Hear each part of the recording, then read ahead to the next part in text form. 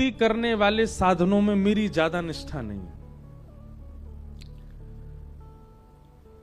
सबका अपना अपना मत होता है, मेरा मत एक अलग है कि पुण्य की प्राप्ति, पुण्य का मतलब क्या होता है? क्षीणे पुण्य मर्त्य लोकम विशंति। पुण्य क्षीण होते ही मृत्यु लोक में आना पड़ता। पुण्य का मतलब क्या होता है? पुण्य मिलने से स्वर्ग लोक की प्राप्ति होती है। एक प्रकार से आपने धन कमाया तो धन कमा करके आप 5 स्टार होटल में जा सकते हो, धन कमा करके आप चार्टर में ट्रेवल कर सकते हो, धन कमा करके आप सुख सुविधाओं का उपभोग कर सकते हो। लेकिन धन जिस दिन कम हो जाएगा उस दिन सुख सुविधाएं भी आप नहीं भोग पाओगे। ठीक वैसे ही पुण्य का और स्वर्ग का मेल है। आप जितना ज्यादा पुण्य कमाएंगे उस पुण्य के प्रभाव से आपको उतने ही ज्यादा दिन स्वर्ग में रहने का अवसर मिलेगा। हमें स्वर्ग चाहिए नहीं, और विशेष रूप से यहां जितने भी बैठे हैं श्री वैष्णव, हम श्री वैष्णवों के लिए तो वैकुंठ है, और वैकुंठ का तो रूप है कि वहां जाने के बाद फिर पुनः आना नहीं पड़ता। और क्षमा कीजिएगा, पुण्य से वैकुंठ नहीं मिलता, पुण्य से स्वर्ग ही मिलता है। पुण्य से वैकुंठ नहीं मिलता, कैंकर्य से वैकुंठ की प्राप्ति होती है, सेवा से वैकुंठ मिलता है, प्रेम लक्षणा भक्ति से भगवत धाम की प्राप्ति होती है, पुण्यों से नहीं। कई बार कथाओं में कहा जाता है कि आप सब लोग कथा श्रवण करने आइए, पुण्य के भागीदारी बनिए। मुझे बहुत पीड़ा होती है उस समय कि पुण्य के लिए कथा नहीं है, पुण्य के लिए तो संसार के बहुत साधन हैं, यह तो प्रेम की प्राप्ति के लिए। यहां जितने भी वैष्णव आप सब, ये बहुत जिनका भी दिमाग लगाना, ये यहां भक्तों को बिठाने का बहुत अच्छा दिमाग है, जिन्होंने भी ये योजना बनाई। अब हमको पता है क्या है, हम जिस भक्त को देखेंगे उसी का चरित्र आएगा चित्त में, वही सुना देंगे, और वो सुनाते समय आपको केवड़ दिया करेंगे, देखो उनकी ओर देख लो, इन्हीं का ही चरित्र सुना रहे हैं। यहां जितने भी बैठे हैं, और इस बार हमें अवसर मिलेगा तो हम अपने रामानुज संप्रदाय के आलवारों की, रामानुज संप्रदाय की भी विशेष चर्चा मैंने ज्यादा की नहीं कभी कथाओं में, लेकिन इस बार करेंगे, क्योंकि यहां तो प्रवेश से ही रामानुज हमारे श्री वैष्णव संप्रदाय का दर्शन हो रहा है। ऊपर भी ठाकुर जी का श्री तिलक विराज रहा है, बाहर भी, और पूरा परिवार ही श्री वैष्णव है। थोड़ी थोड़ी आपकी हमारी एक सी स्थिति है, हम भी श्री वैष्णव हैं और सेवा हमारी पुष्टि मार्ग की है। आपके घर में भी ऐसा ही है, आप भी श्री वैष्णव हैं, सेवा पद्धति पुष्टि मार्गी है। ठाकुर जी की सेवा का जो विधान है वो पुष्टि मार्गी है। इसमें कोई दोष अपराध तो सोचना भी नहीं चाहिए कि कोई दोष है या कोई अपराध है, नहीं। आचार्यों की सबकी प्रणालियां हैं, उन सब भावों से, सब प्रणालियों से भगवत सेवा कैसे बने इसका प्रयास करते रहना चाहिए। तो पुण्य की प्राप्ति के लिए कथा नहीं है, कथा तो प्रेम की प्राप्ति के लिए, कथा तो भाव की प्राप्ति के लिए। यहां जितने बैठे हैं ये एक भी पुण्यात्मा नहीं है, ये सब प्रेमात्मा है। कौन है? प्रेमात्मा। मीराबाई का कोई नाम ले दे तो प्रेम ही समझ आएगा, सूरदास जी का कोई नाम ले दे तो प्रेम ही, तुकाराम जी का नाम ले ले प्रेम ही समझ आएगा, स्वामी शेरदास जी का नाम ले प्रेम ही प्रकट होगा, पुण्य नहीं।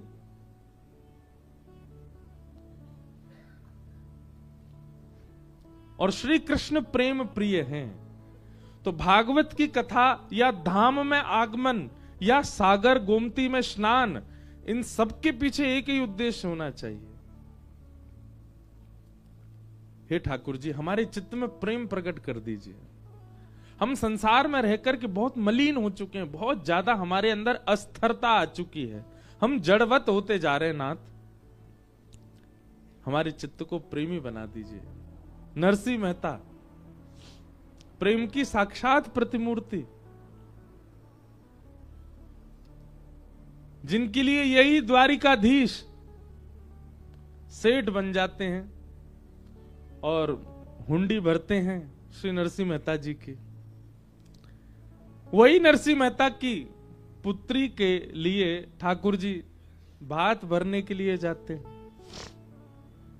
नरसिंह मेहता के पुत्र में बारात लेकर के ठाकुर जी जाते हैं। ये सब पुण्यों से नहीं हो सकता, ये सब तो प्रेम से ही हो सकता है। बस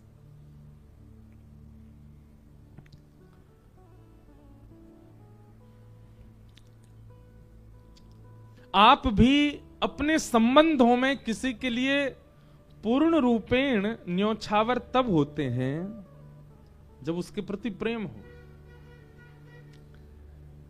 हर प्रकार के संबंध होते हैं। आप सब लोग बिजनेस भी करते हैं, किसी से आपका व्यापारिक संबंध है, किसी से आपका धन का संबंध है, किसी से आपका अपने कार्य की सिद्धि का संबंध है। सबके लिए आप सहज थोड़ी हो जाते हो, लेकिन जिससे प्रेम होता है उसके लिए अति सहज हो जाते हो। द्वारिकाधीश के दरबार में कोई तो ठाकुर जी से व्यापारी संबंध बनाने आया है। वो हर महीना आता है द्वारिका, मुंबई से। क्यों आता है? लेकिन मेरा कारोबार बढ़िया चलता रहे, द्वारिकाधीश कृपा दृष्टि रखना। तो श्री द्वारिकाधीश उससे व्यापारिक संबंधी रखते हैं, इसका कारोबार बनाना है हमको। कोई अपने घर की सुख सुविधाओं के लिए ठाकुर जी के पास आता तो ठाकुर जी उससे वैसा संबंध रखते हैं। पर द्वारिका कोई केवल श्री द्वारिकाधीश जी को देखने ही आता है, बस उसका प्रेम है ऐसा ठाकुर जी से, तो ठाकुर जी भी उसको उसी भाव से देखते हैं।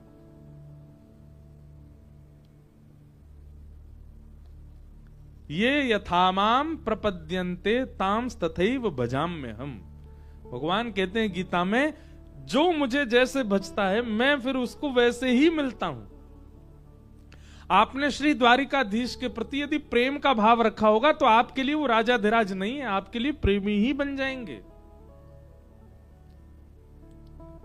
तो इसलिए भैया ये अवसर मिला है, द्वारिका में आप बैठे हो, गोमती सागर संगम पर बैठे हो, द्वारिकाधीश जी की चरण सन्निधि है। यह क्षेत्र अद्भुत है, इस क्षेत्र को ठाकुर जी ने चुना रहने के लिए। इसलिए यहां आकर के कथा श्रवण के पीछे आपका उद्देश्य केवल प्रेम हो और कुछ नहीं। हम तो ये क्या, हमारी कहीं भी कथा होती है हम सब जगह यही कहते हैं, प्रेम ही मांगो। और क्या मांगना ठाकुर जी से? प्रेम। ये वही नगरी है जहां एक विप्र का आगमन हुआ, और उस विप्र के आगमन के बाद इस नगरी ने वह दृश्य देखा जो कभी सोचा नहीं था। क्या?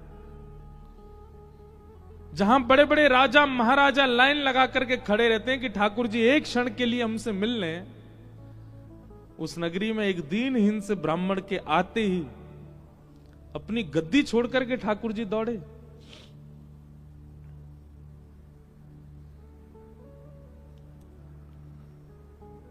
आज जब से हम जामनगर उतरे तब से हमको श्री द्वारिका और द्वारिकाधीश जी का ही स्मरण, यहां का भाव स्मरण हो रहा था। जितने भी गृहस्थाश्रमी अगर कथा सुन रहे हैं तो बहुत ध्यान से सुनिएगा। प्रत्येक गृहस्थाश्रमी के लिए द्वारिका गुरु स्थान है, यहां जरूर आकर के प्रणाम करके जाया कीजिए। एक गृहस्थाश्रमी को अपने जीवन में क्या क्या नियमों का पालन करना चाहिए, एक व्यापारी को क्या क्या नियमों का पालन करना चाहिए, एक कर्मठ व्यक्ति को, एक धनवान व्यक्ति को, एक विप्र को, एक ब्राह्मण को किन किन नियमों का, वो द्वारिका से सीखिए। द्वारिका लीला सामान्य लीला नहीं है।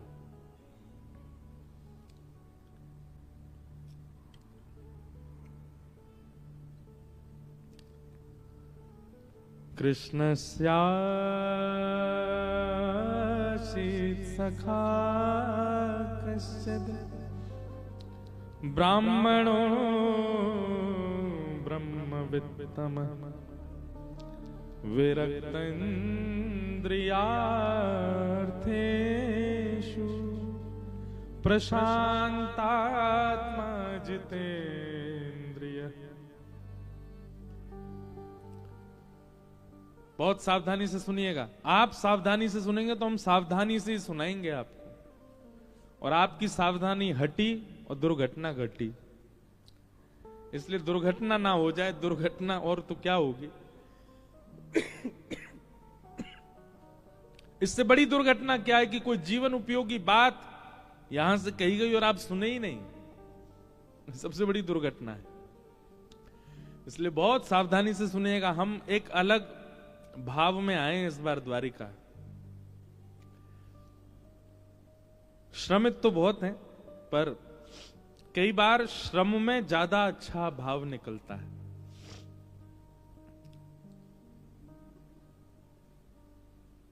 सुदामा जी आए द्वारिका।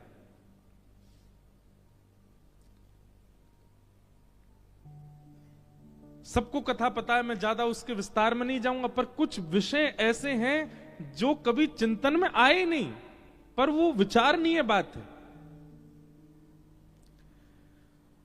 सुदामा जी का आगमन जैसे ही हुआ, भागवत जी में मैं प्रसंग खोल लूं ताकि श्लोक भी बोल सकूं।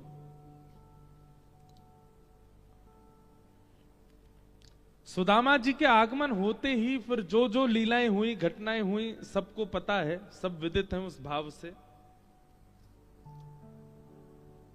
पर सबसे विशेष बात क्या हुई?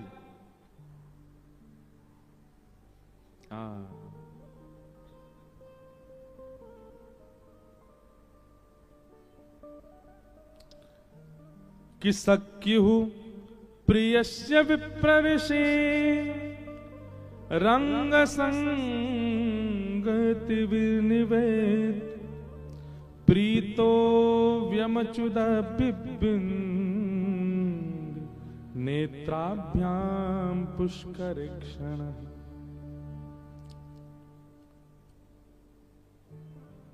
ये बात भी सबको पता है, पर इस बात की गहराई कितनी है कि अपने प्रिय मित्र श्री सुदामा जी को देख करके श्री ठाकुर जी के नेत्र सजल हो गए। और केवल सजल नहीं हुए, पानी परात को हाथ छुयो नहीं, नैनन के जल सो पग धोए। ठाकुर जी यहां पर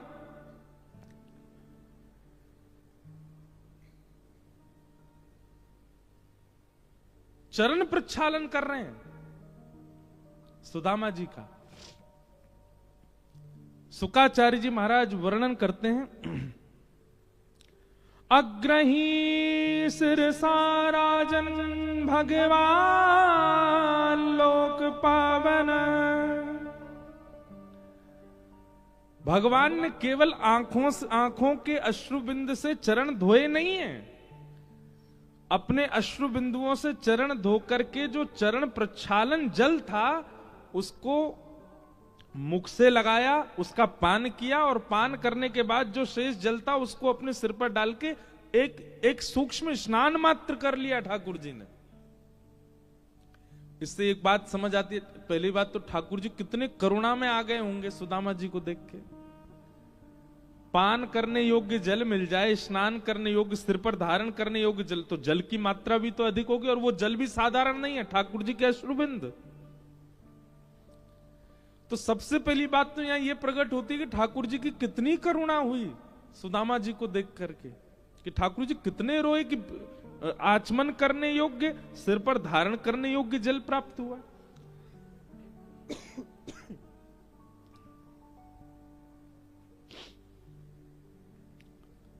अग्रही छिरसा राजन भगवान लोक पावन व्यलिम्पद दिव्य गंधेन चंदना गुरु कुंकुमयी। ये सामान्य द्वारिकाधीश नहीं है। कौन है द्वारिकाधीश? चरणों से निकली गंगा प्यारी, जिसने सारी दुनिया तारी, उन चरणों के मैं शीश नवाऊं, हे गिरधर तेरी आरती गाऊं। जिनके चरण स्पर्श करके जल गंगा बन जाता है, और वह गंगा भी कैसी गंगा, जिन गंगा का पान करने से, जिन गंगा में स्नान करने से व्यक्ति के एक नहीं कोटि जन्मों के पाप नष्ट हो जाते हैं। अरे इतना ही नहीं, गंगे गंगे तियो ब्रूयात योजना नाम सतैरपि। बहुत ध्यान पूर्वक सुनिएगा। योजनों दूर से यदि कोई गंगा गंगा गंगा गंगा कहकर के पुकारे, मुच्यते सर्व पापेभ्यो, तो भी उसके पाप नष्ट हो जाते हैं। क्यों है गंगा की इतनी महिमा? क्योंकि वो ठाकुर जी के चरणों से निकली है।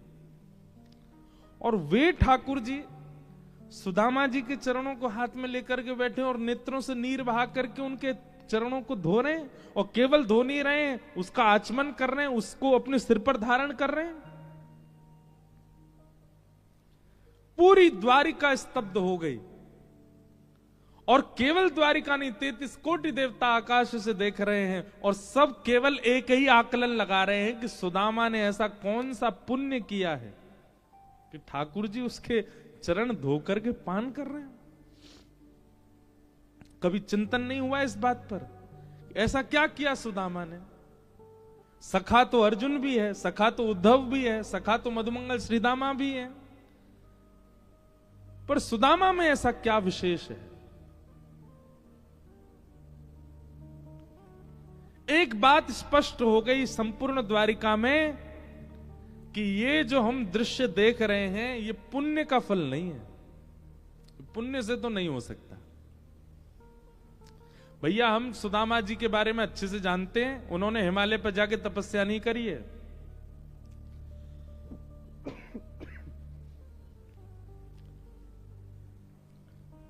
हम सुदामा जी के बारे में अच्छे से जानते हैं कि वो कोई व्रत नहीं कर रहे हैं, उनके घर में धन है नहीं, अन्न है नहीं, इसलिए भूखे रहते हैं। ना कोई व्रत किया, ना कोई तप किया, ना कोई जप किया, ना कोई पुण्य किया। ऐसा क्या किया है सुदामा जी ने कि जो इस स्थिति की दृष्टा पूरा विश्व बन रहा है?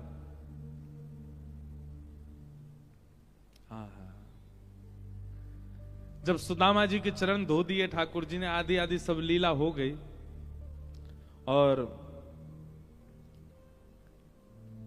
जब सुदामा जी चले गए तब सब द्वारिका के लोगों ने भगवान को बिठाया, द्वारिकाधीश को बिठाया, और द्वारिकाधीश जी से पूछा कि आपने सुदामा जी के चरण अपने अश्रु बिंदुओं से धोए, उसके बाद आचमन किया,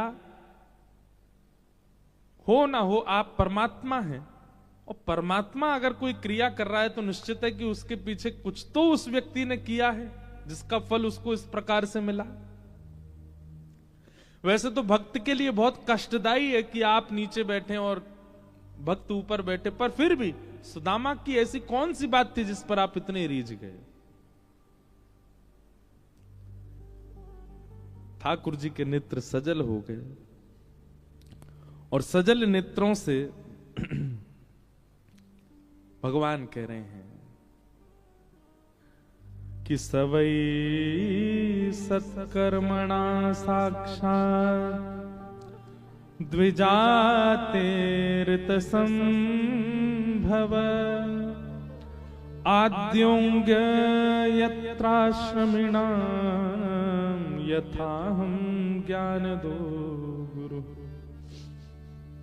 बहुत ध्यान पूर्वक सुनिएगा।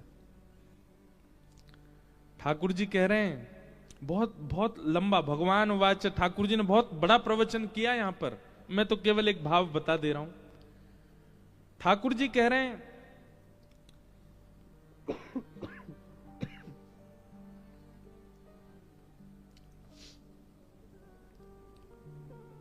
कोई परम तपस्वी होकर के भी इस स्थिति का अनुभव नहीं कर सकता जो सुदामा जी ने किया है। कोई परम विरक्त होकर के भी इस स्थिति का अनुभव नहीं कर सकता जो सुदामा जी कर रहे हैं। कोई परम त्याग में जीवन जी करके, परम व्रत में जीवन जी करके, परम पुण्य में जीवन जी करके, जितने भी आप सोचना चाहो, यज्ञ करके, तप करके, जप करके, आदि आदि करके, ये स्थिति किसी के जीवन में नहीं घट सकती जो सुदामा जी की घट रही है। सुदामा जी का ऐसा कौन सा गुण है जिस पर ठाकुर जी प्रसन्न हो गए? भगवान कहते हैं सुदामा के चित्त में जो गुरु निष्ठा है मुझे वो बहुत प्रिय है। सुदामा की अपने गुरु के प्रति जो निष्ठा है, और उस निष्ठा से गुरु सुदामा पर बड़े प्रसन्न थे। जब मैं विद्यालय में पढ़ता था तो मैंने अनुभव किया, सांदीपनी गुरु जी सुदामा जी से बहुत प्रेम करते थे, और गुरु की प्रसन्नता, सांदीपनी गुरु का सुदामा जी के प्रति जो ये अनंत प्रेम था, वो मुझे विवश कर देता है सुदामा जी के चरणों में बैठने के लिए। उनकी गुरु निष्ठा।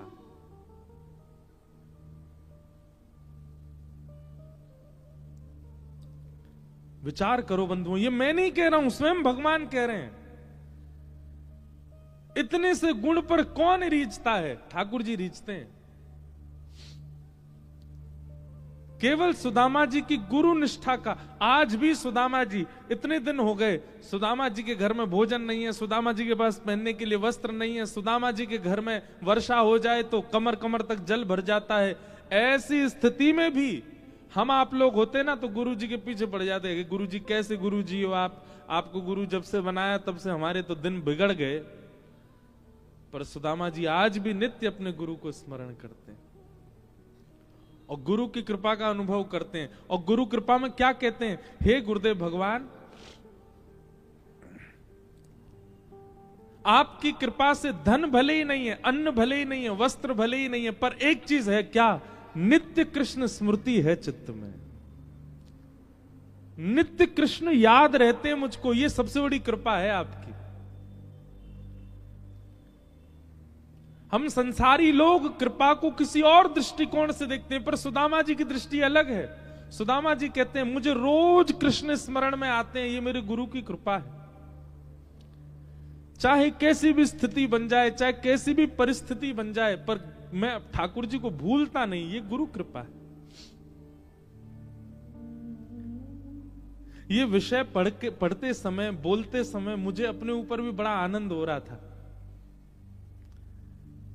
कि ठाकुर जी ने ऐसा जन्म दिया, ऐसा जीवन दिया कि एक दिन भी बिना कृष्ण स्मरण के नहीं निकलता। हम आपको बहुत सत्य बात कह रहे हैं। साल के कई ऐसे दिन होते हैं, उन दिनों में शायद परिवार को याद नहीं कर पाता हूं मैं। साल के कई ऐसे दिन होते हैं कि अपने घर के कई सदस्यों के जन्मदिन पर बात भी नहीं कर पाता मैं। हम दिसंबर के निकले हैं, अब होली पर जाएंगे घर। घर की विस्मृति बन जाएगी, प्रियजनों की विस्मृति बन जाएगी, मित्रों की विस्मृति बन जाती है, पर एक भी दिन ठाकुर जी की विस्मृति के बिना नहीं निकलता है। ये बहुत बड़ी कृपा है, ये गुरु की कृपा है। एक दिन भी ठाकुर जी के बिना नहीं निकलता, ये बहुत बड़ी कृपा है। सुदामा जी महाराज इस बात को कहते, अयम ही परमो लाभो उत्तम श्लोक दर्शनम। भैया देखो, आप लोग द्वारिका आए ना, यहां द्वारिका लीला ही चलेगी 7 दिन। कभी सुदामा चरित्र, कभी विवाह का प्रसंग, कभी कुछ।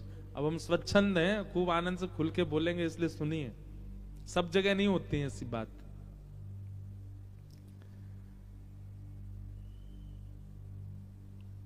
सुदामा जी नित्य कहते हैं मेरे गुरु की बहुत बड़ी कृपा है मुझ पर। और वो कृपा किस चीज में देखते हैं कि चाहे जैसी परिस्थिति परिवार की हो जाए, पर मैं कृष्ण को कभी नहीं भूलता, मैं द्वारिकेश को कभी भूलता नहीं।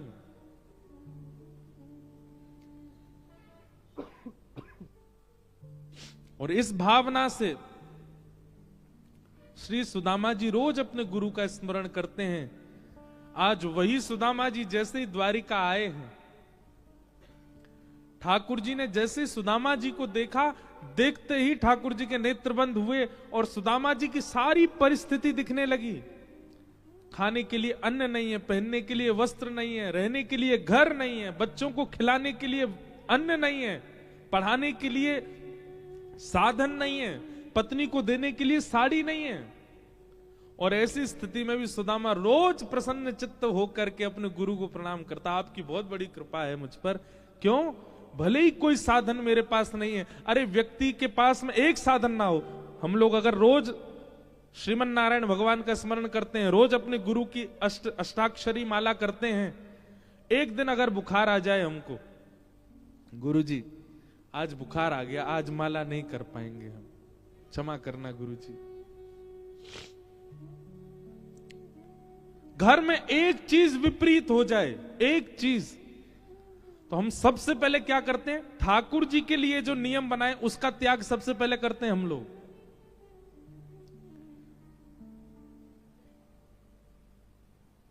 सब जानते हैं इस बात को। घर में एक भी चीज विपरीत आ जाए तो हमारे अंदर सबसे पहले जहन में क्या बात आती है? घर के जो बेचारे सेवक होते हैं उनसे कहते हैं तुम ठाकुर जी को देख लेना, हम बहुत, अब घर में ये काम आ गया, हमको जाना पड़ेगा।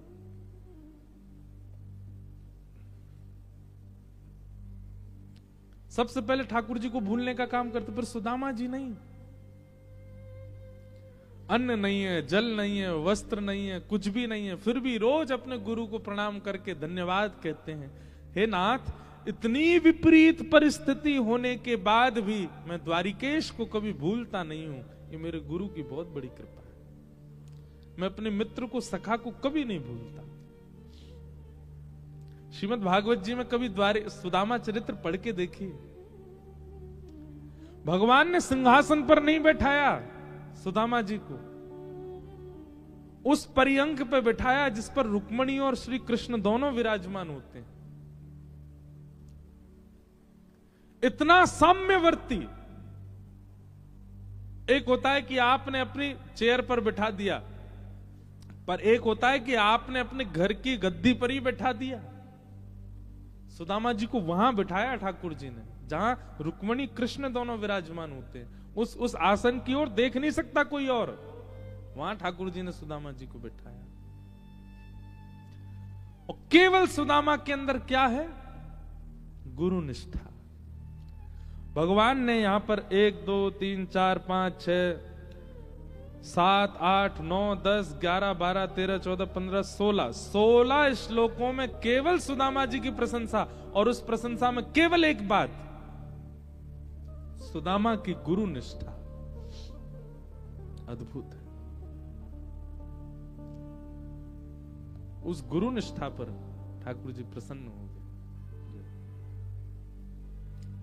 हमारे श्री द्वारिकाधीश प्रभु के अंग सेवी और हमारे बड़े प्रिय, जिनका आशीष खूब प्राप्त होता है, श्री चित्रांग पुजारी जी पधारे हैं श्री द्वारिकाधीश जी के यहां से।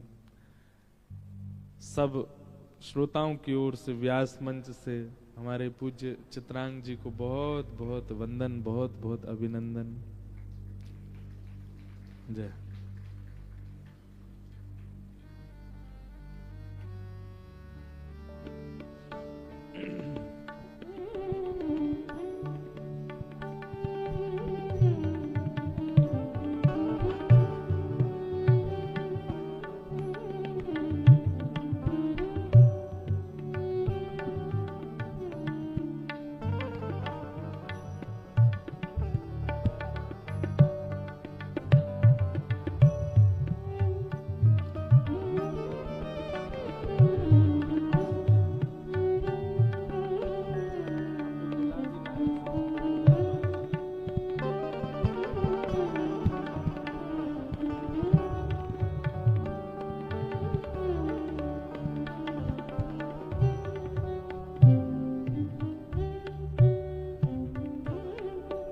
बोलो द्वारिकाधीश की जय।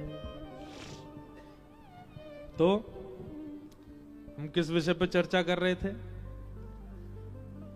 पूरी दुनिया में श्रीमद् भागवत की कथा जिस विषय पर विश्राम होती है, हमारी आज की कथा उस विषय से प्रारंभ हुई है, सुदामा चरित्र। श्री सुदामा जी।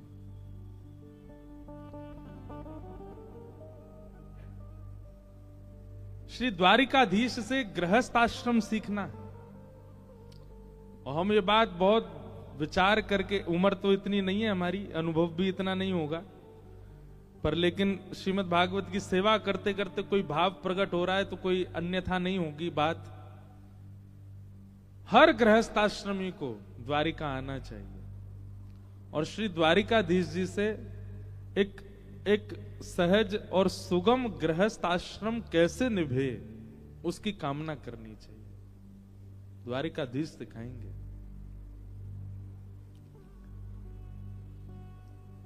सुदामा जी पर कृपा की ठाकुर जी ने, केवल किस लिए?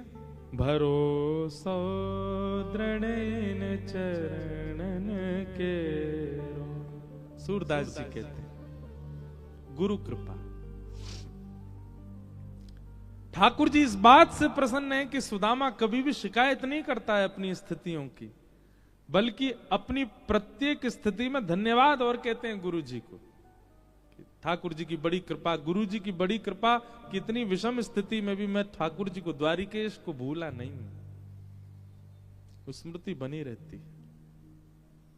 अच्छा, एक और बात, कई बार परिस्थिति बहुत बिगड़ने पर ठाकुर जी की भय के कारण स्मृति बनती है।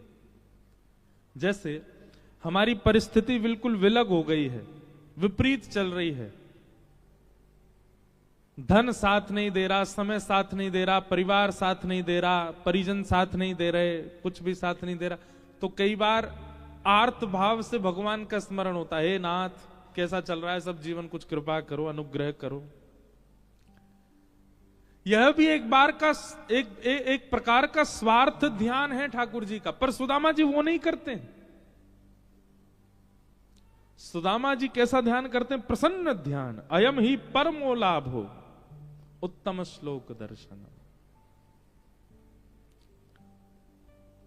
इसलिए ठाकुर जी इतने सहज, इतनी ऐसी कृपा की सुदामा जी के ऊपर।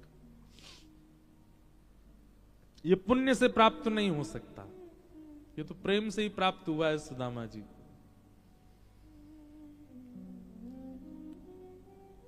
श्री वल्लभ नख चंद्र छटा बिन सब जग माही अंधेरो, भरोसो दृढ़ चरणन के, भरोसो दृढ़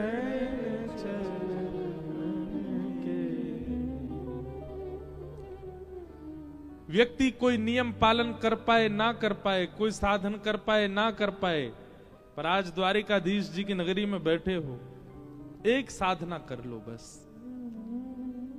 गुरु और गुरु के वचनों के प्रति अटूट विश्वास। भगवत प्रसन्नता के मैं कुछ लक्षण ढूंढ रहा हूं जिनसे ठाकुर जी बहुत जल्दी प्रसन्न होते हैं। उनमें सबसे ऊपर है गुरु निष्ठा।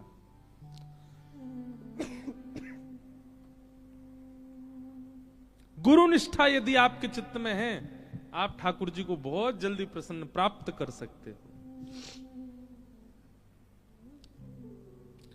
गुरु निष्ठा का मतलब यह होता है कि फिर चाहे जीवन में जो हो जाए, आपका गुरु के प्रति संशय या संदेह ना हो, विश्वास है, चाहे जो हो रहा है हमारे गुरु की कृपा है। और एक बात याद रखिए, एक जैसा जीवन कभी नहीं रहता। अगर बहुत अच्छा है, मीठा ही मीठा बहुत ज्यादा खा लिया है, तो जीव को फिर पापड़ की इच्छा होगी। बहुत बढ़िया ही चल रहा है, तो कुछ ना कुछ तो डमरू होएगा। और कहीं बहुत ज्यादा ही खट्टा खा लिया है, कुछ ज्यादा ही नमक मिर्च ज्यादा ही पाली है, तो फिर मिष्ठान की इच्छा अपने आप ही प्रकट होगी और गुलाब जामुन आएगा सामने। तो एक खटास क्या है? जीवन में आने वाले जो निचली स्थितियां हैं, सब खटास है। बहुत दिन तक नहीं रहेंगी, एक दिन मिठास आएगी, और बहुत दिन तक मिठास भी नहीं रहेगी। एक दिन खटास रूपी गिरावट में जाना तो पड़ेगा। इसलिए स्थितियां सारी आएंगी जीवन में, उन स्थितियों में गुरु के प्रति जो निष्ठा है वो कभी बिगड़े ना, वो ठाकुर जी देखते हैं। आपको पता है, स्थिति आपके परिश्रम से आती है, पर कई बार स्थिति ठाकुर जी भेजते हैं। आपका परीक्षण करने के लिए, देखने के लिए कि अब आप क्या इसमें क्या निर्णय लेने वाले हैं, और आपके द्वारा लिया गया निर्णय ठाकुर जी को प्रसन्न होता है। नरसिंह मेहता इतने भोले हमारे, उनके भोलेपन पे ही हमारे द्वारिकाधीश इतने प्रसन्न। नरसिंह मेहता के बेटा का ब्याह हुआ निश्चित, मैं कथा में सुनाया करता हूं, बड़ी सुंदर कथा है। तो जैसे ही ब्याह निश्चित हुआ तो अब नरसिंह मेहता बेचारे सामान्य, लेकिन जिस कन्या से बेटा का ब्याह होना था वो कन्या के पिता बड़े धनवान, और नरसिंह मेहता का कीर्तन इतना प्रसिद्ध था और नरसिंह मेहता की भक्ति इतनी प्रसिद्ध थी कि वो जिस नगर में जाते थे सब लोग उनको वंदन जरूर करते थे। तो इसी वंदन के भाव में देख करके एक नगर सेठ ने अपनी बेटी का ब्याह नरसिंह मेहता के पुत्र से पक्का कर दिया। ये बढ़िया चित्र लगवा दिए भक्तों के, आते रहेंगे याद कोई ना कोई। तो बहुत देर से नरसिंह मेहता जी कह रहे थे, बोले आए हो गुजरात, जूनागढ़ पास ही है, हमारा नाम थोड़ा ले लो द्वारिकाधीश जी के चरणों में। अभी सब लगभग प्रयास करूंगा, जितने हैं सबके चरित्र आए। तो नरसिंह मेहता एक नगर सेठ की कन्या से अपने बेटे का ब्याह निश्चित कर दिया। अब वो सेठ जी ने अपनी बेटी का ब्याह निश्चित किया तो 4-5 और सेठ मिले, उन्होंने कहा हमने सुना आपने अपनी बेटी का ब्याह पक्का कर दिया। तो सेठ जी बोले हाँ कर दिया। बोले किससे किया? बोले नरसिंह मेहता से, उनके बेटे से। तो एक सेठ बोला पूरी दुनिया में आपको वही मिला, हमने अपना बेटा इतनी बार प्रस्ताव दिया आपको वो नहीं सुहाया, नरसिंह मेहता के बेटे से क्या आपने अपनी कन्या का ब्याह निश्चित कर दिया? अरे वो कीर्तनकार है, भले ही उनका बहुत नाम है सम्मान है, पर भैया घर में व्यवस्था नहीं है। तुम्हारी बेटी राजघराने जैसे रहने वाली, उनके घर में कैसे निभेगी? और शास्त्र आज्ञा करते हैं बेटी का विवाह सदैव अपने से ऊंचे कुल में ही करना चाहिए। सेठ जी, नरसिंह मेहता की स्थिति ऐसी नहीं है कि आपकी बेटी को एक समय भी प्रेम से पवा सके। आप तो भाव में करिए इस संबंध पक्का। और सेठ जी बोले सच में ऐसा? बोले हाँ, नरसिंह मेहता की स्थिति तो ऐसी है। बोले अब क्या करें, हमने तो पक्का कर दिया। बोले पक्का ही तो किया, ब्याह थोड़ी हुआ है। ब्याह हो जाए तो बात अलग है, अभी पक्का ही तो हुआ है, तोड़ दो संबंध। सेठ जी बोले ऐसा अच्छा नहीं लगता ये तोड़ना। अभी वो आज का समय थोड़ी ही था, आज के समय में तो कुछ भी संभव है, पर उस समय पे लोग संकोच करते थे। नरसिंह मेहता बड़ा संकोच करें कैसे, वो सेठ जी बड़ा संकोच करें कैसे मना करूं मैं एक बार हाँ कहने के बाद। तो एक सेठ जी ने बड़ा दिमाग लगाया, बोले सुनो एक काम करो। बोले क्या? एक पत्र लिखो और पत्र में लिखो कि हमारी बेटी को ब्याहने के लिए जब आओ तो ऐसी बारात लेके आना। कैसी बारात लेके आना? बोले 100 तो हाथी हों, 200 घोड़े हों, 50 प्रकार के बैंड बाजे हों, और जितने बाराती आमे सबके गले में सोने के मणि माणिकों के हार, नवलखा के हार हों। जितने बाराती आमे सब बड़े सुंदर दिखने वाले हों, सबकी अचकने इतनी महंगी हों, आदि आदि। ये सब पत्र में लिख करके आप नरसिंह मेहता को भेज दो। नरसिंह मेहता जैसे पत्र देखेगा और सोचेगा इतनी व्यवस्था तो हम कर ही नहीं सकते, अपने आप खुद ही तोड़ देगा संबंध, आपकी बेटी सुरक्षित हो जाएगी। हाँ बोले ये बात ठीक है, व्यवस्था इतनी बता दो कि सामने वाला पहली हाथ खड़ा कर दे। पत्र लिखा महाराज, उसमें 100 हाथी। सेठ जी बोले 100 नहीं 200 ही कर दो सीधे, देखते ही हिल जाए नरसिंह मेहता। 200 हाथी कर दिए, 400-500 घोड़े कर दिए, और उन घोड़सवार हाथी सवार बढ़िया ऐसी अचकन हो, नवलखा के हार हो, आदि आदि सब विस्तार से 3-4 पत्रों में भर करके भेज दिया। पत्र लिख करके, पत्र को बढ़िया बंद करके और ऊपर लिख दिया जय श्री कृष्ण, भेज दिया। नरसिंह मेहता बैठे अपना कीर्तन कर रहे थे। तभी पत्रकार लेकर के आया पत्र, और आकर के बोला महाराज आपके लिए पत्र आया। नरसिंह मेहता बोले दिखाओ। पत्र देखा, पत्र के ऊपर लिखा था जय श्री कृष्ण। बोले ए सुनो इधर आओ, इस पे क्या लिखा है? बोले जय श्री कृष्ण। बोले जय श्री कृष्ण लिखा है, कहीं पर भी जय श्री नरसिंह लिखा है? नरसिंह मेहता लिखा है? कहीं नहीं लिखा। तो मेरा पत्र क्यों हुआ? जय श्री कृष्ण लिखा है, इसका मतलब ठाकुर जी का पत्र है, मेरा पत्र नहीं है ये। और भैया किसी और का पत्र तो खोलना भी नहीं चाहिए, जिसका पत्र है वही देखेगा। नरसिंह मेहता ने खोला ही नहीं, दर दिया ठाकुर जी के। ठाकुर जी आपके किसी प्रेमी ने आपके लिए पत्र भेजा, बड़ा भारी पत्र है, अब मैं तो इसको खोलूंगा नहीं नाथ। और आप तो बड़े लीलाधारी हो, क्या पता रुक्मणी जी के मन में कोई भाव आ गया हो, हैं उन्होंने कोई पत्र भेज दिया हो, क्या पता जामवती सत्यभामा सब द्वारिका में है, आपसे कोई लीला कर रही हो इसलिए पत्र भेजा। मैं तो नहीं पढ़ूंगा ठाकुर जी, आपका निज पत्र है, देख लीजिएगा इसमें क्या लिखा है। और पत्र धर दिया, खोला ही नहीं। ठाकुर जी मन ही मन सोच रहे नरसिंह 200 हाथी लिखे इसमें, खुल तो ले एक बार। पर नरसिंह मेहता तो ठाकुर जी को छोड़ दिया। अब यहां सेठ जी ने कुछ दिन प्रतीक्षा करी कि नरसिंह मेहता संबंध तोड़ने का कुछ भाव करेंगे, पर नरसिंह मेहता की तरफ से तो कोई प्रस्ताव ऐसा आया नहीं। सेठ जी ने बीच में एक बार किसी को भेजा, बोले जाके देख पूछ के आओ नरसिंह मेहता तैयारी कर रहा है क्या। तो कोई गया, जाकर बोला, बोले हम तुम्हारे बेटे का जहां संबंध हुआ वहीं से आए हैं, वो लोग पूछ रहे हैं सब तैयारी। हाँ सब तैयारी चल रही है महाराज, हम बारात लेके आएंगे, उनसे कह दीजिएगा, कोई चिंता की बात नहीं। उस व्यक्ति ने जाके कहा तो उनको सेठ जी को विश्वास हो गया, जो जो हमने लिखा वैसी ही बारात आएगी।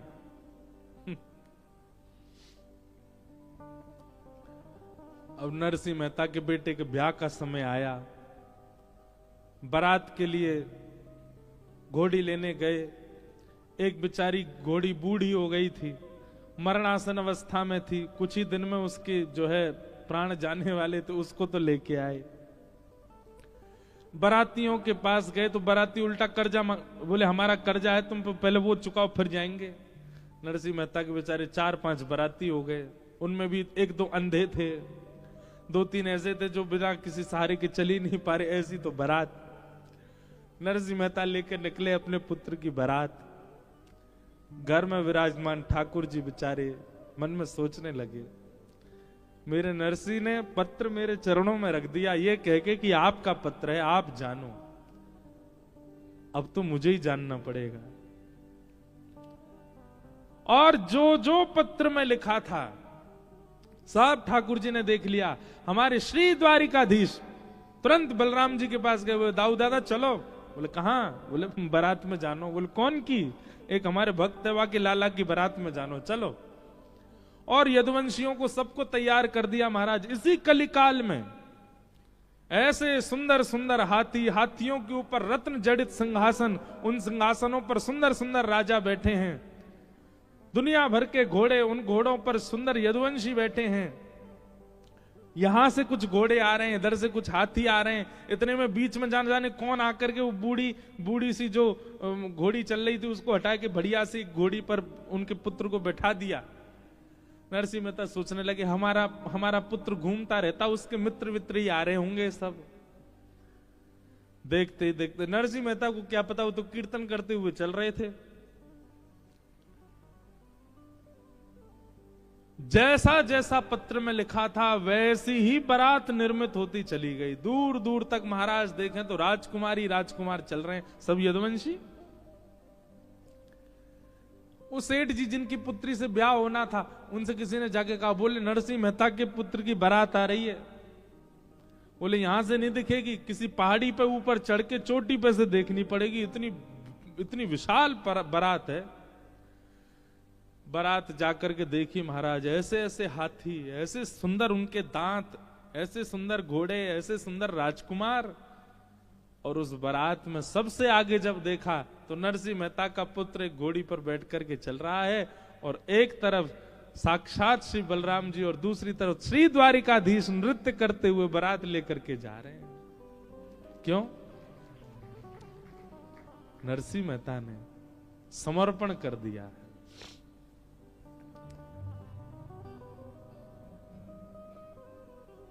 ठाकुर जी के मन को समझो। ये कथाओं के द्वारा क्या करना है, ठाकुर जी के व्यवहार को, ठाकुर जी के मन को, ठाकुर जी की स्थिति को समझ लो और वैसे बन जाओ। जो जो उनको प्रिय लगता है वो प्रिय वस्तु अपने चित्त में लाना प्रारंभ कर दो। जैसा व्यवहार उनको अच्छा लगता है वैसा व्यवहार करने लग जाओ। जो आहार उनको प्रिय लगता है वो आहार पाने लग जाओ। जैसा वस्त्र उनको प्रिय वैसे पहनने लग जाओ। ये कथाएं किस लिए होती हैं? ये पितृ मुक्ति के लिए, ग्रह शांति के लिए, व्यापार वर्धन के लिए। ये सब नहीं है, ये सब आप अपने कर्मों से कर सकते हैं। ये तो केवल भगवत प्राप्ति के लिए कथा है। और भगवत प्राप्ति कब होगी? जब जिससे संबंध बनाना पहले उसको जान तो लो वो है कैसे। आज हमने क्या सीखा? ठाकुर जी को गुरु निष्ठा बहुत प्रिय है, तो अपने गुरु के प्रति निष्ठा प्रगाढ़ कर लो। दूसरा क्या देखा? ठाकुर जी को भोलापन, जैसा नरसिंह में है वो बहुत प्रिय है। भोले बन जाओ, सरल बन जाओ।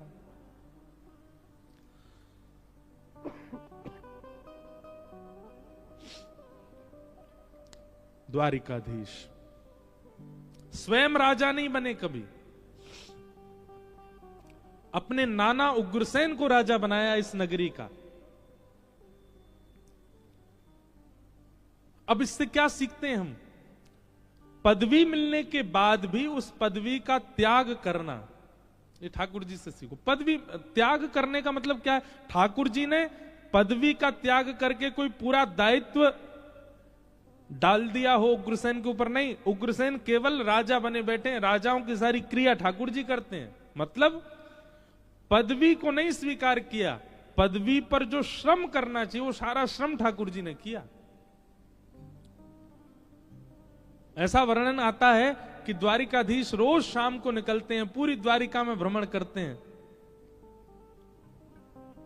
और जब जाते हैं तो इतना प्रेम भर के, स्नेह भर के पूरी द्वारिका नगरी को देखते हैं कि उनकी दृष्टि मात्र से सब आनंद में आ जाते हैं, सब प्रसन्न होने लग जाते हैं। पूरी नगरी में भ्रमण करते हैं। ऐसे हमारे द्वारिकाधीश ग्रह के लिए समय, राज्य के लिए समय, मित्रों के लिए समय, संतों के लिए समय अलग से ही निकाल के रखते हैं। अपनी नित्य क्रिया के लिए समय। आज भी द्वारिकाधीश संध्योपासन करते हैं नित्य। इसलिए मैं कह रहा हूं, संसार में जितने भी गृहस्थाश्रमी हैं सबके लिए गुरु घर है द्वारिका। आओ, आकर के प्रणाम किया करो, और बस द्वारिकाधीश से यही मांगो कि हे द्वारिकाधीश, जैसे आप अपने संपूर्ण परिवार, परिजन, प्रियजन, संतजन, गुरुजन सबको संभाल लेते हैं, वैसी स्थिति हमारी बनाओ। ये द्वारिकाधीश से हम सीखें। तो ऐसे श्री द्वारिकाधीश हैं, राजाधिराज हैं, गौ ब्राह्मण प्रतिपालक हैं। इसलिए हम अपने सप्तनिधि वाले पद में गाते हैं, विप्रधेनु संतन के कारण रण छोड़ो ब्रजनाथ। विप्रधेनु संतन के कारण रण छोड़ो ब्रजनाथ। गाओ, विप्रधेनु संतन के कारण रण छोड़ो ब्रजनाथ। विप्रधेनु संतन के कारण रण छोड़ो ब्रजनाथ। ठाकुर जी ने रण क्यों छोड़ा? क्योंकि जरासंध ब्राह्मणों को अनुष्ठान पर बिठा करके आया है, और कहीं ना कहीं जरासंध ने यह भी कहा है कि अगर ठाकुर जी इस बार मुझसे नहीं हारे तो मैं गौ, ब्राह्मण, संत इनको मारना प्रारंभ कर दूंगा।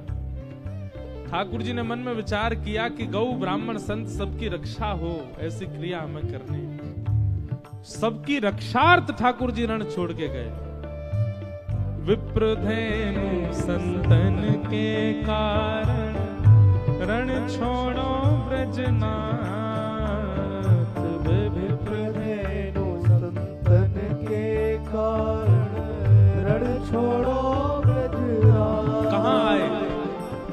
गोमती तट द्वारवती पधारे, गोमती तट द्वारवती पधारे, गोमती तट द्वारवती पधारे, गोमती तट द्वारवती पधारे, कहलाए द्वारिका नाथ वृंदावन मेरो वृंदावन, वृंदावन मेरो वृंदावन, देश वृंदावन मेरो वृंदावन, वृंदावन मेरो वृंदावन, गोमती तट द्वारवती पधारे, गोमती तट द्वारवती पधारे, कहलाए द्वारिका नाथ वृंदावन मेरो वृंदावन, वृंदावन मेरो वृंदावन, हे श्री वृंदावन प्यारो वृंदावन, वृंदावन मेरो वृंदावन। विप्रधेनु संतन के कारण रण छोड़ो ब्रजनाथ, गोमती तट द्वारवती पधारे। शास्त्रों में द्वारिका का नाम द्वारावती, द्वारवती कहलाए द्वारिका हाथ।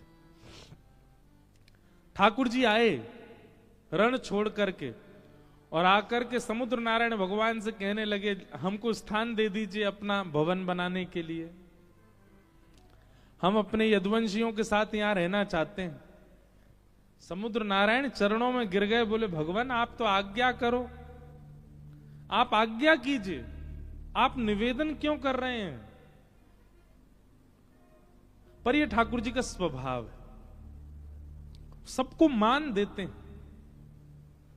समुद्र के तट पर भी आकर के समुद्र नारायण से कह रहे हैं कि आप हमको स्थान दो। भगवान चाहें तो भ्रगुटी टेढ़ी करके कहीं भी रह सकते हैं, पर नहीं, समुद्र नारायण आप हमको स्थान दीजिए। इसीलिए विष्णु सहस्त्र नाम में मान देना भगवान का एक नाम भी है, सबको मान देते हैं। समुद्र भगवान से कह रहे हैं हमको स्थान दे दो। और तब समुद्र के बीचों बीच एक स्थान प्रकट हुआ। तब विश्वकर्मा को भगवान ने आज्ञा की कि आप एक नगरी बनाओ। तो विश्वकर्मा जी ने कहा कैसी नगरी बनाए, कैसी चौखट हो, कैसी खिड़की हो, कैसे झूमर हो, बताओ इंटीरियर बताइए कैसा चाहिए आपको। दुनिया के लोग अपने लिए घर बनाते हैं तो इंटीरियर और एक्सटीरियर दोनों डिजाइन करवाते, पर हमारे ठाकुर जी ने द्वारिका का ऐसा इंटीरियर करवाया। इंटीरियर कैसा होता है, या फिर खिड़की गेट ऐसे बनाए जाते हैं, आंधी आए तो धूल मिट्टी भीतर नहीं आ जाए, वर्षा का पानी भीतर नहीं आ जाए, कीड़े मकोड़े डेंगू नहीं आ जाए भीतर, ऐसा घर बनवाते हैं। मुंबई में रहते हैं आप लोग, तो मुंबई में तो इतनी इतनी ऊंची बिल्डिंग होती है, फिर भी मच्छर पहुंच जाते हैं ऊपर। मच्छर भी वहां पर ऊंची उड़ान भरने वाले हैं, फिर भी डेंगू हो ही जाता है लोगों को। एक है हमारे प्रिय सज्जन, उन्होंने सबसे बड़ी बिल्डिंग में सबसे ऊपर वाले फ्लोर पर करोड़ों खर्चा करके घर लिया। तो हमारे पिताजी बोले आपने इतना ऊपर घर क्यों लिया? बोले महाराज जी मच्छर नहीं आएंगे इतने ऊपर, उनकी क्षमता नहीं इतनी ऊपर आने की। बेचारे 2 महीना बाद डेंगू हो गया उनको, हॉस्पिटलाइज्ड थे। पिताजी बोले कैसे हो गया? इतने ऊपर घर लिया था, पूरा जीवन की जमा पूंजी सब खर्च कर दी फ्लैट लेने में कि हमको मच्छर नहीं खा जाए, कहां से हो गया? जैसे जैसे कलयुग बढ़ता जा रहा है, कीड़े मकोड़े भी हाईटेक होते जा रहे हैं। ठाकुर जी से कहियो कि ऐसे बढ़िया वाले पंख लगाओ ठाकुर जी, चाहिए आसमान में पहुंच जाऊं, मुंह काट जाऊं।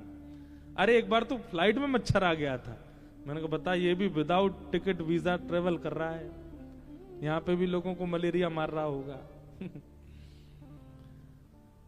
तो सब लोग अपना घर बनवाते हैं अपनी इच्छानुसार, पर सीखो। श्री द्वारिकाधीश जी विश्वकर्मा से कहते हैं ऐसी नगरी का निर्माण करो जहां कभी किसी दैत्य का आगमन ना हो। मथुरा में आक्रांताओं ने बहुत आक्रमण किया, दैत्यों ने आक्रमण किया, राक्षसों ने आक्रमण किया, पर ठाकुर जी ने ऐसे भवन का निर्माण करवाया कि जहां पर केवल या तो वैष्णव आमे, या तो केवल भक्त आमे, या तो केवल विप्र आमे, किसी भी दैत्य बुद्धि या दैत्य स्वभाव वाले व्यक्ति का प्रवेश ना हो, ऐसी नगरी बनाओ। घर ऐसा निर्माण कीजिए जहां वैष्णव ही आवे, जहां भक्त ही आवे। अगली बार घर का निर्माण ऐसा ही कीजिए।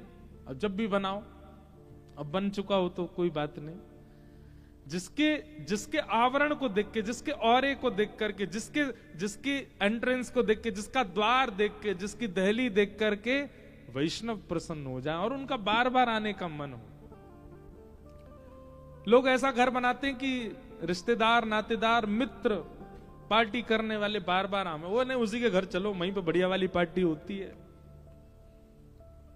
ऐसा नहीं।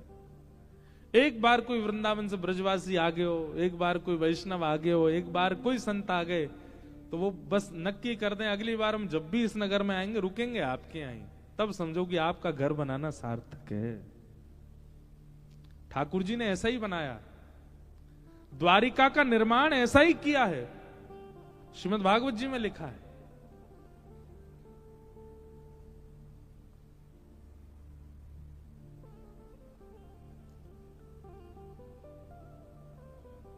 अवासीत नारदो भिक्षणम कृष्णोपासन लालसा,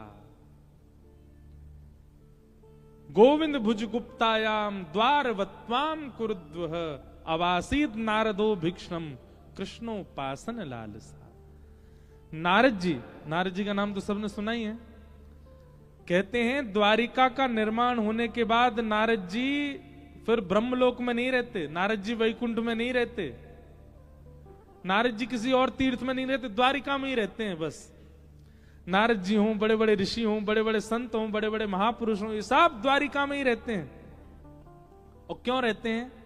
बोले द्वारिका में सबको इतना सुख मिलता है, सुबह उठते ही ठाकुर जी पांचजन्य शंख बजाते हैं तो ठाकुर जी के शंखनाद की ध्वनि मिलती है। जैसी ध्वनि आती है वो ध्वनि ऐसी लगती है मानो जैसे वृंदावन के किसी कुंज बीथिन में ठाकुर जी वंशी बजा रहे हों। वो प्रेम उन्माद प्रकट करने वाली ध्वनि, सबसे पहला सुख। दूसरी बात, यहां भोर होते ही, इसका नाम द्वारिका क्या है? द्वारी द्वारी कम ब्रह्म। किसी भी घर का द्वार खोलो, द्वार खोलते ही सामने ब्रह्म का दर्शन होता है। मतलब द्वारिका के लोग जब अपने घर के द्वार खोलते थे तो कहीं ना कहीं से ठाकुर जी दिख ही जाते थे। पूरे नगर में भ्रमण करते ठाकुर जी।